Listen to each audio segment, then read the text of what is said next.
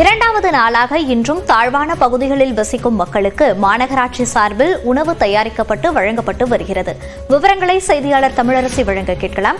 தமிழரசி, தற்போது தாழ்வான பகுதிகளில் ஏதேனும் நீர் தேங்கி இருக்கிறதா? அது மட்டுமில்லாமல் அங்கு வசிக்கக்கூடிய மக்களின் நிலை தற்போது என்னவாக உள்ளது? விவரங்கள்.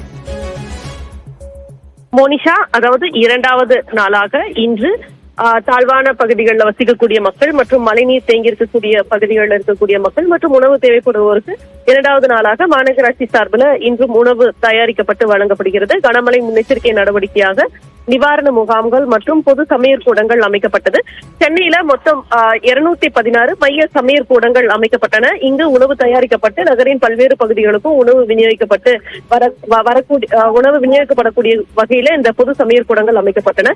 அந்த வகையில நேற்று காலை 22,000 பேருக்கும், மதியம் 2,40,000 நபர்களுக்கும், மாலை 3,70,000 நபர்களுக்கு என நேற்று 6,35,000 நபர்களுக்கு உணவு ஆனது வழங்கப்பட்டிருக்கிறது. இந்த நிலையில் இன்று காலை இரண்டாவது நாளாக உணவு தயாரிக்கப்பட்டு வழங்கப்பட்டு வருகிறது. இன்று காலை பொங்கல் மற்றும் சாம்பார் சாதம் ஆகியவை தயாரிக்கப்பட்டு உணவு தேவைப்படுவோருக்கு இது மாநகராட்சி சார்பில் வழங்கப்பட்டு வருகிறது.